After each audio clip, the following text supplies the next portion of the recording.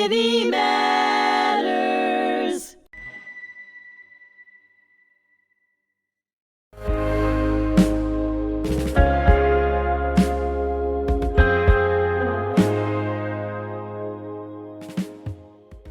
Hello, and thank you for joining me.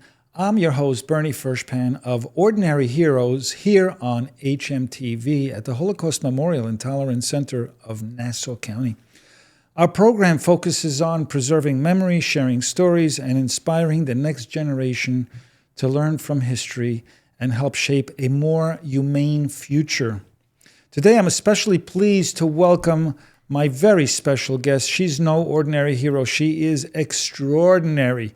Her name is Lila Lobel. She's a junior at North Andover High School in Massachusetts, who has taken a remarkable journey into her family's past.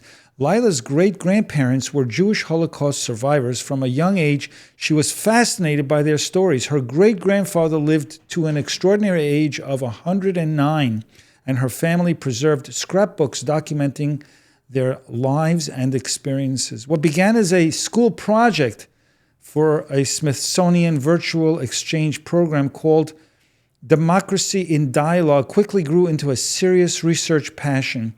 Through digital archives, oral histories, family scrapbooks, and the stories shared by her grandmother, Lila has reconstructed powerful pieces of her family's Holocaust history. Lila, thank you so much for joining me today. Yeah, thank you for having me. I'm so curious about what you've discovered about your family. You mentioned that you became interested in your family's history when you were very young, correct? What do you remember about those early moments that sparked your curiosity about your great-grandparents? So I've loved hearing stories from my parents, grandparents, everyone. Like from the time I was little, my mother would call me like the family historian as a joke. But one moment that I specifically remember that really kicked off this entire journey of my great-grandparents was a story that my Omi, which is German for grandmother, my Omi would tell me, and it was about my great-Omi. So she escaped Germany on the Kindertransport, which were trains that took Jewish children into England for safety. And the story was Jenny Kotzenberg, who was my great-Omi's mother. She put my great-Omi onto the Kindertransport, and she said, "I will see you again soon." And that was the last time that my great-Omi saw her mother. And that story always stuck with me because my Omi ended it by saying, "And we don't know what happened to Jenny Kotzenberg." And that was, I almost took that as a challenge. I was like, I am going to find out what happened to Jenny Kotzenberg. I want to be the witness for her. And it bloomed from that into all of the family members whose lives and occupations and their stories that I've discovered. Incredible journey that you've undertaken. I'm so proud of you for doing what you're doing. It really is an incredible thing to open up what I call Pandora's box. And it seems like a bottomless pit of information, and it just goes from one story to the next, and you find out so much about your past and your heritage and the legacy that your great-grandparents have left behind. This whole story about Kindertransport is so fascinating. I think, I don't know if it's the exact number, but somewhere between 75 and 90% of the children that ended up in England never saw their parents again. And I can't imagine what a decision that was for the parents to let go of their children. That was a hard choice for parents to make, but they knew. Many of them didn't let go of their children, but many did, and it was a hard decision to make.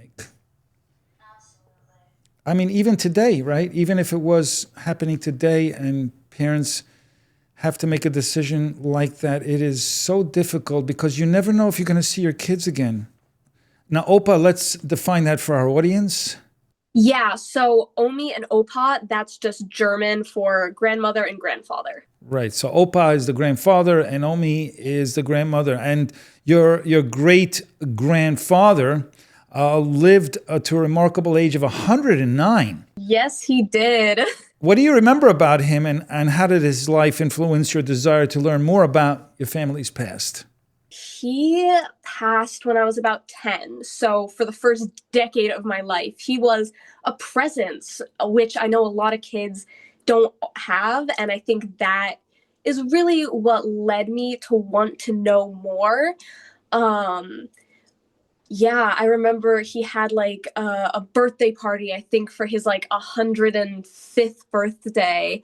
And that's the first time I remember learning about his past because my sister made a little memorial book about his life. So having him just be a presence in my life, I think made a really big impact on me and really encouraged me to want to just know more. Right. Very good. And you found some scrapbooks. Now, before you learned about what those scrapbooks were about, did you see them earlier in your years and it just didn't mean that much to you, but when there was some significance to it, did it seem different when you looked through them? Oh, absolutely. I remember recently I was going through a scrapbook at my Omi's house that I've seen multiple times before. But now, with all the research that I did, the names under all of those photos, I recognized the names and I knew their stories and the relationship to my great Omi and Opa. So now I had faces to go with these names. And that was just a really cool experience to sort of just see that, yeah, they did exist. They aren't just names on my computer, they were real people who are memorialized in the scrapbook. And when did you realize that you should take this to the next level and create a presentation and share it with other students? That was definitely the democracy and dialogue exchange. So in my AP World class last year, we did this virtual exchange with students from Virginia. And it was all about really connection, like connecting yourself to your community and to other students. And in this specific project, the prompt was to connect your story to a story of migration in your family. And this was right after I had discovered that Jenny Kotzenberg, like I had discovered what happened to her, which I can talk about in a second. Um, so it was sort of just like an aha moment where I can sort of put everything that I'd learned into one video and then seeing the recognition and the effect that video had on friends and teachers really just clicked the light bulb in my head that was like, this is something that can have an impact. I have the capability to continue this and to be a witness for all my family members that never had someone to tell their stories. Now, I watched the video and it seemed like a documentary style presentation. Yeah, I actually made it on iMovie, so I have um relatively limited video editing skills, but again, that was just like a hobby I had when I was young. So I sort of just took a lot of the photos I had and I wrote myself a script and turned it into something that I'm really proud of. It was great. It really was. It was very compelling, very moving, and very emotional. And for yourself as well, I'm sure.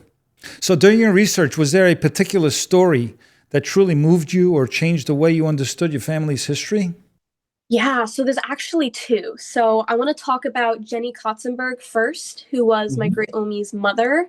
Like I said, she finding out her story is really the thing that kickstarted this whole process because, like I said, I wanted to finish the story that my Omi told me. I wanted to know what happened to her.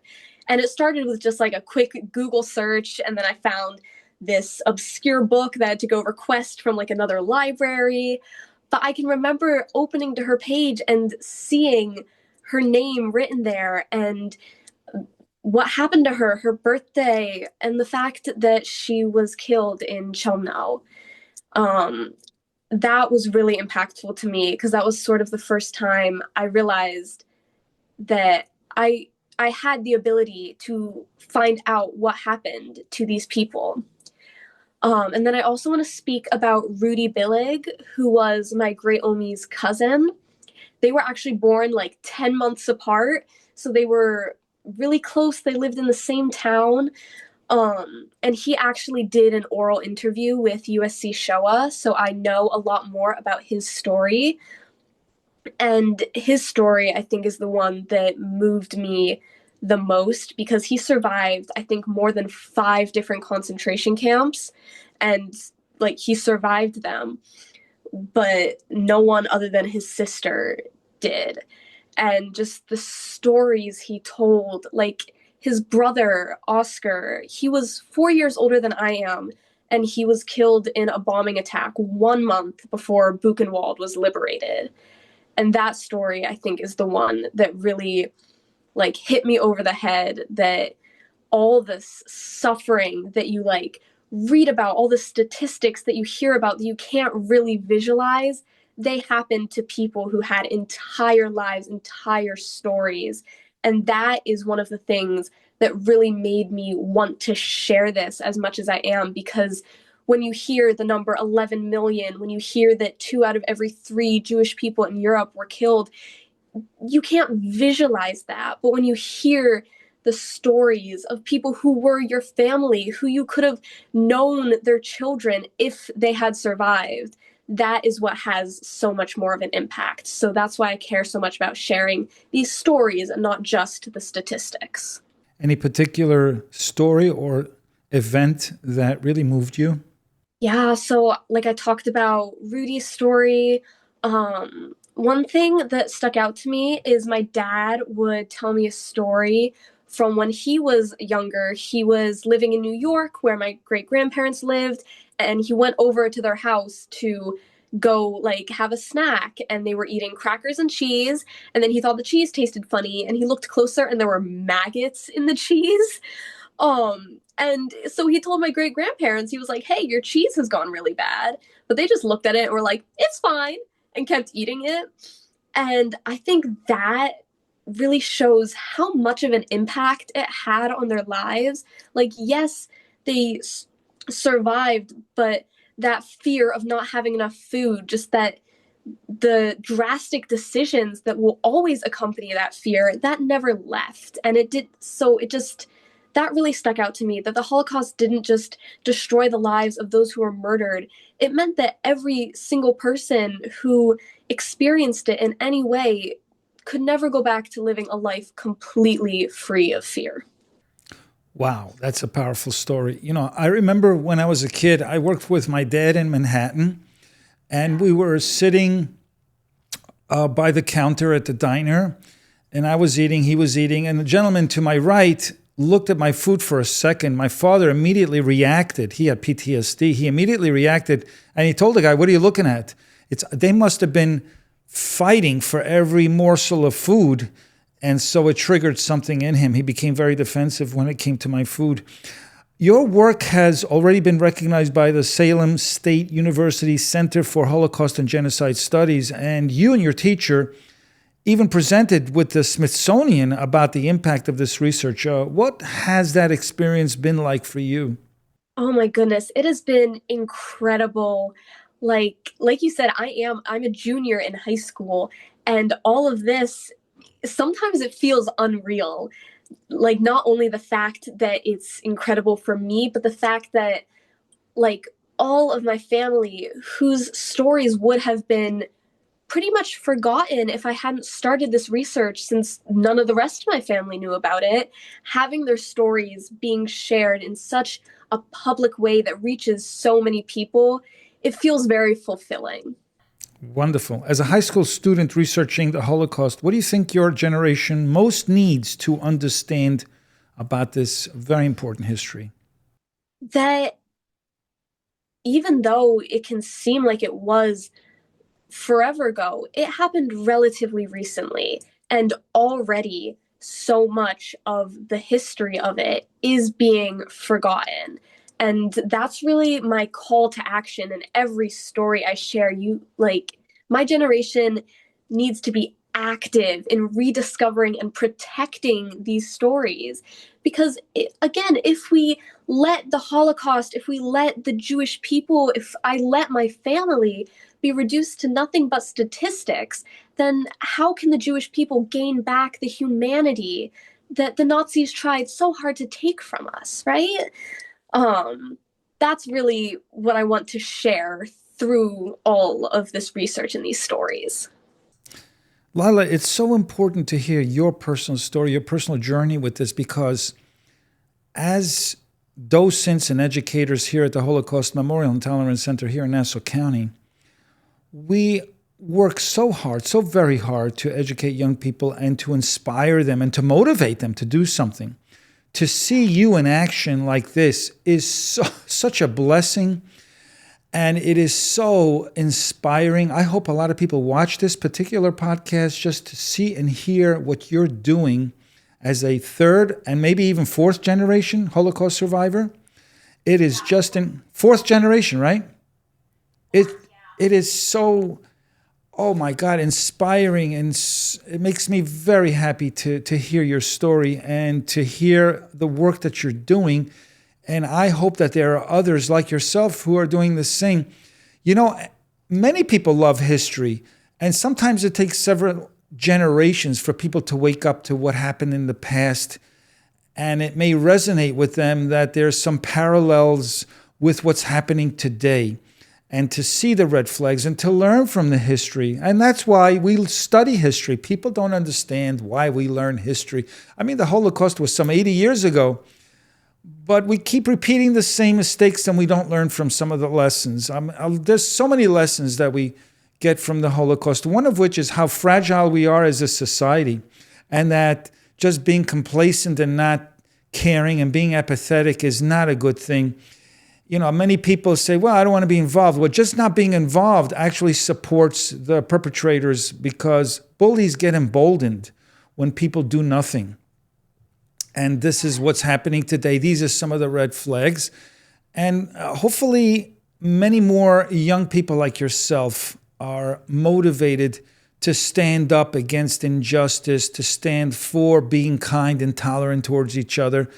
I'm very impressed with the work that you have done. God, I think you're going to go, a long way with this, and you're going to do some great things. You're already doing some great things. And working with the Smithsonian, to me, is so powerful. I'm so impressed with that. Tell me, your journey into your family's history has already taken you to some remarkable places, as I just mentioned. Where do you hope this research will lead you in the future? Yeah, that's an awesome question. So, next year, I'm going to be starting applying to colleges. So my goal is to find a college where I can continue this research and be supported in that. And not only that, but learn skills to continue and expand this research. And that's what I'm really excited about in the college search. And then my eventual dream is to be able to go to Germany and follow my great-Omi's path of immigration, because pretty much her entire side of the family lived in this one town. They lived in Liblar. So I would love to go there. I know there's the stumbling stones that are set up throughout. um, Jenny Kotzenberg has a stumbling stone in the streets of Cologne. So I would love to be able to see that. My great, great, great grandfather's grave is in Germany because he died before the Holocaust. He fought in World War I, and then he died of pneumonia. So his grave is in Germany, which I would love to be able to see. And especially, I would also like to tour the camps that I know my family was at. And finally, there are so many documents and firsthand accounts that I know are out there in the world. But because of laws in Europe around these documents, you can only see them if you are physically in the archives building in Germany.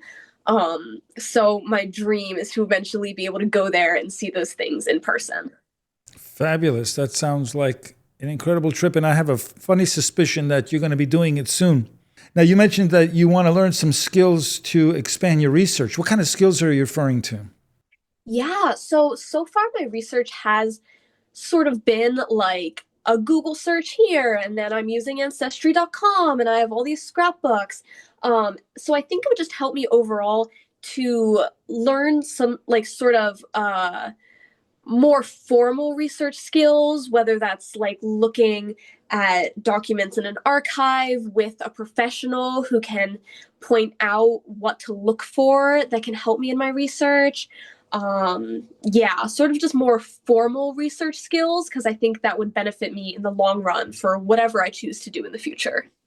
Very good. And there's also genealogy websites that you can learn so much for. There's so many resources out there right now that I've been using myself, and I don't have all the skill sets that you mentioned, but it's so important that if you're interested in your heritage, to learn these basic skill sets on doing some basic research, right, about your family.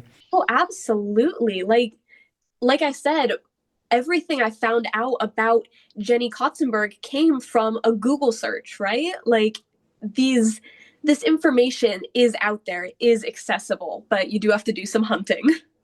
You got to do some hunting, and there are sites created by the German government, the Ukrainian government, the Polish government, the Russian government, and they keep uploading more content. I found out a lot about my father's past after he died. He died some 10 years ago, and in the past 5 years, I found so much material. I wish he was around to see it.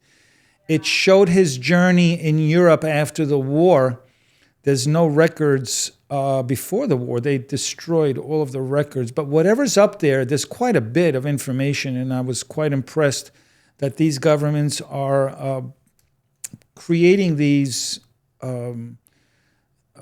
resources, kind of like a library in a way, at various organizations in their countries. Some of it has to be translated, but it's there.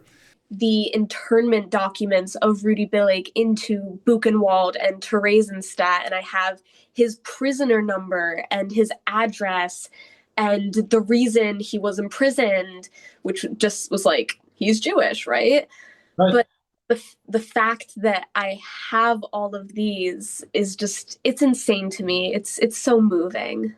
Lila, I am so impressed with you. I'm sure your parents are so proud of you, and your school and your teachers, and you're just an incredible person. I'm so glad we had this opportunity to talk and for you to share your past with us and your family's history. Well, it was an absolute pleasure, and I want to thank my listening audience as well for joining us here on Ordinary Heroes. Today we had the most incredible hero who's doing some extraordinary things, and let's see what she's going to reveal in the next few years. I'm really curious, and I will follow you to see what you're up to in the next few years. Lila, thank you again, and thank you, audience, for joining us here on hmTV. I'm Bernie Furshpan. Until next time.